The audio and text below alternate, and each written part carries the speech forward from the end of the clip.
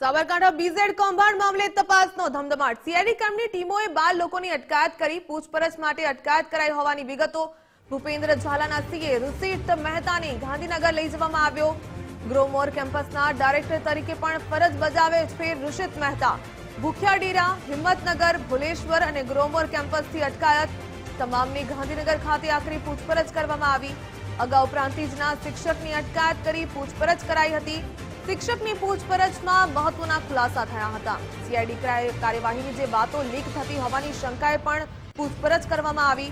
ગ્રોમોર કેમ્પસના લોકો કાર્યવાહીમાં અવરોધ ઊભા કરતા હોવાની શંકા।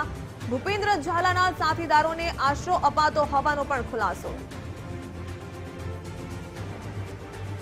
તો સમગ્ર મામલો જે બીઝેડ ગ્રુપથી જોડાયેલો સીઆઈડી ક્રાઇમની ટીમોએ 12 લોકોની અટકાયત કરી।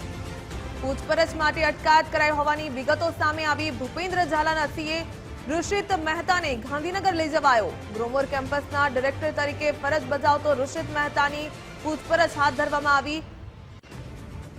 વધુ વિગત મેળવીએ સંવાદદાતા યશ ઉપાધ્યાય પાસેથી। યશ, સાબરકાંઠા બીઝેડ કૌભાંડ મામલે તપાસનો ધમધમાટ અને 12 લોકોની અટકાયત કરવામાં આવી।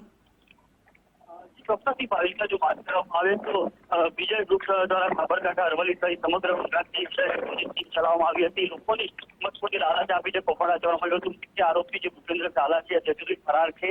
ત્યારે સીઆઈડી ક્રાઇમ દ્વારા જે તપાસ હાથ ધરવામાં આવી છે, આ સમયથી કડીઓ છે હાથમાં નથી આવતી, ત્યારબાદ તપાસ હાથ ધરવામાં આવી। ગઈકાલે જે અમુક એજન્ટો છે તેમજ જે અમુક તેની સાથે જોડાયેલા લોકો છે ધરપકડ તેની અટકાયત કરવામાં આવી હતી, પૂછપરછ હાથ ધરવામાં આવી હતી। ત્યારબાદ ગઈકાલ મોડી રાત્રે તેમના સીએ જે ઋષિત મહેતા તેની પણ અટકાયત કરીને પૂછપરછ હાથ ધરવામાં આવી છે। એટલે કહી શકાય કે ધીરે ધીરે મહત્વની કડીઓ છે સીઆઈડી ક્રાઇમના હાથમાં આવવા લાગી છે। ત્યારે અલગ અલગ કિસ્સાઓમાં જે ટીમો બનાવવામાં આવી છે તપાસ હાથ ધરી રહી છે અને વિવિધ મહત્વની કડીઓ જે હાથમાં આવે તેવું પણ લાગી રહ્યું છે। ત્યારે ભૂપેન્દ્રસિંહ ઝાલા ક્યારે હાથમાં આવશે તે હજી આમના સમજ બતાવશે, પરંતુ હાલ તો સીઆઈડી દ્વારા તમામ દિશામાં જગ્રગતિમાનથી તપાસ હાથ ધરાઈ રહી છે। જી ભાવિકા। જી ધન્યવાદ તમામ જાણકારી સાથે જોડાવા બદલ।